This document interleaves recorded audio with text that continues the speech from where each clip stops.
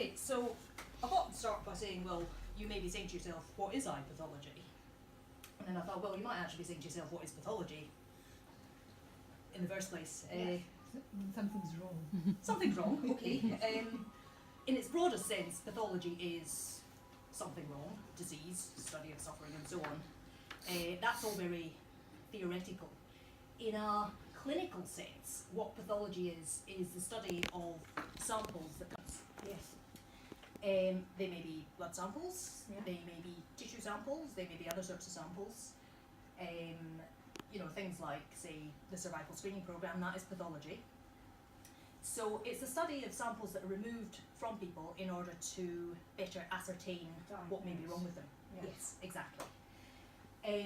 So it's an investigative specialty. Yes. My specialty is ophthalmic pathology, which is a combination of histopathology, which means taking bits of people, like, I don't know, say you've got a little lump somewhere, a surgeon might take it out, send it to us, we have a look at it. And what's called cytology, which is study of fluids that come from people. Now this isn't blood, this is other sorts of fluids. Say you've got a cyst or something, somebody might stick a needle in it rather than carving it out and dig a little bit out of the middle. Nobody's squeamish, are they? No. Excellent. Right, and again, we prepare it upstairs and have a look at it under the microscope and hopefully give a diagnosis. It's not always that clear cut, I must say. Right, so we are very much a backroom specialty. We do not see patients. We see bits of patients, that's all. And so quite often patients are not aware of us, but the official statement is that pathology, in its broadest sense, including blood and so on, underlies 70% of diagnoses. 70%. But we're pretty invisible. Anyway, so I would view pathology as a sort of interface specialty. I look down here and I go and talk to the surgeons and I say, well, this and this, does this fit? And the surgeon might say yes or no. And if it doesn't fit, we might have a little dialogue and say, well, actually, now that you've mentioned that the patient's having this, that and the other problem, perhaps we could consider this instead. So it's very much a two-way process, and communication is absolutely key with this. And as I've said, we don't generally have direct patient contact, but as far as I'm concerned, and of course I would say this, I think pathology is absolutely vital to patient care. Yeah. Right, any questions? No? Okay. Not that I'm trying to sell you pathology, I'm just trying to explain to you what we do. Okay, so, right, now I'm just going to talk about our service upstairs. I work in the Department of Eye Pathology, which is part of UCL Institute of Ophthalmology.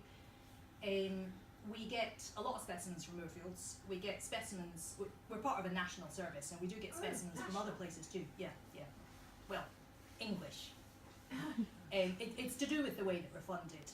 Yes. So we get 3,500 cases a year, of which maybe 2,200 come from Moorfields, the other 1,000 come from elsewhere in England, mainly.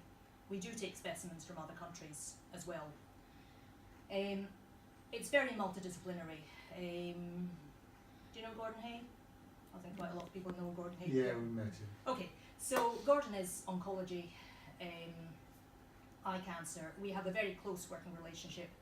And again, this dialogue, we get together, we have multidisciplinary team meetings so that we can discuss individual patients and put everything together. It's like I see a bit of the jigsaw puzzle, somebody else sees another bit. Hopefully we can put them together to fit properly, or as best as we can, for decisions going forwards. In addition to providing the diagnostic service, which is the bulk of our work, I'm also quite interested in education. I teach ophthalmologists, usually junior ophthalmologists coming up to exams. I teach other pathologists who, as a pathologist, I have a general training. I can look at any sort of specimen. Because I've spent nearly 10 years here, I'm not very good at looking at specimens other than eyes. Yes. That is my specialty. If I've got another pathologist who's come through general training, who's interested in eyes, they may come and spend some time with me to learn from me and then go off to their own jobs so that they can also practice eye pathology. And occasionally we get other people with particular interests, maybe research people and so on. I'm very happy to teach. We also give a certain amount of research support. I don't know if you or anyone that you know have been involved in some of the research programs coming through the hospital. Again, there is some pathology input, but it really does depend on what sort of research programs are happening. Does that all make sense?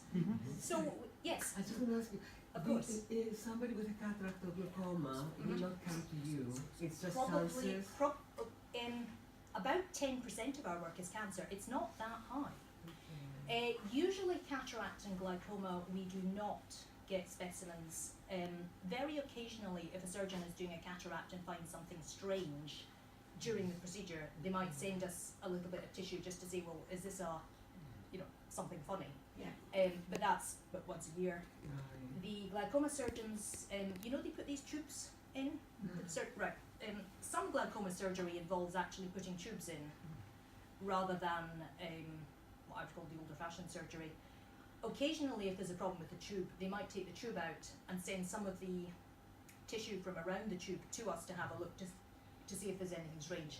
But you're quite right, we do not see very much at all. I would say once or twice a year we get a specimen from a glaucoma or cataract So surgeon. it's mainly cancer that you're looking at? No, not mainly cancer. Say people with lumps, bumps, corneal dystrophies. There are plenty of other not cancer conditions for which we get specimens. Thank you. Though, that said, although cancer is only 10% of our work, it tends to be the difficult 10% of our work, and it needs quite a lot more laboratory investigation to give a precise diagnosis. Thank you. Thanks. Any other questions? No? Okay. I'm not sure what you were expecting when you came here, but I hope this is useful anyway. It's interesting. Right, now, on to the whole point of today's session. I've said communication is key. We have to talk to each other. Now, life is so much easier if when we talk to each other, we can understand what we're talking about. And if I was on the phone talking to somebody about a pathology specimen, maybe a surgeon saying, well, where's the closest margin to this cancer that I've taken out? And I'll be on the phone saying, well, the bit that was a little bit further above the other bit that you sent us that we don't If quite you know. can't see. Exactly. And it makes life very, very difficult because I can visualise something, but I don't know if my words are telling the surgeon, Yeah. and if she is understanding what I'm saying, or whether I'm saying a complete load of rubbish and she's just been polite and saying, well, let's just believe Caroline. She's really got to see too. Well, yeah, exactly. So these sorts of microscopes allow several people to look at the slides together and physically say, this is the bit that I'm concerned about. Goes back to these multidisciplinary team meetings like we have with the oncologists. Internally within our department, upstairs we have technical staff. We have one excellent secretary, and once a month we all get together and we say, let's pick 10 specimens at random out of what we've reported this month and review them together. This allows us to audit our performance. It gives us a measure of quality assurance, a second set of eyes. And for example, with the lab technicians, I can say, well, you process this in a slightly different way because, I don't know, we got some new resources in. And this is how it works compared to the old one. Do we think this is better or not? So we're constantly striving to keep our quality up and to improve it. And the use of this, being able to review cases together. Whoops, I completely forgot that this was battery operated, but anyway, let's hope there's enough. Oops. Anyway, let's just, I think that's just a hint that I should start talking quicker. Right, education I've talked about, people with exams, people that want to do this sort of reporting themselves. The ophthalmology trainees get examined in pathology, and it's obviously important to them to pass their exams. The research again, I've mentioned. Now, this is what we used to do. If you're interested, I can take you upstairs and show you our lab. And this is the multi-hedger microscope, which we have upstairs. 5 people can sit at it. But if you've got 6 people, like Professor Luther there, it's a bit difficult for everyone to have a look. And, it's a little bit inconvenient. It's all very squashed. And instead, now we have this. We can sit comfortably Yeah. and all look at what's on the screen together and not have to climb on top of each other to move in and out and so on. We can put biscuits on the table and envelopes and so on, and it just makes life so much easier. So, yes, and because of the projection, again, with that multi-header microscope, it's only the person that's driving that can actually point to things. With this, somebody can take a laser pointer or so and say, well, what about that bit there? And actually, that's what I'm going to get you to do now, as I show you some specimens. Well, I will point out these are mock specimens, not real people's specimens, but we're all being very confidential here. And so I have to say, Thank you. thank you for all your efforts and being so generous.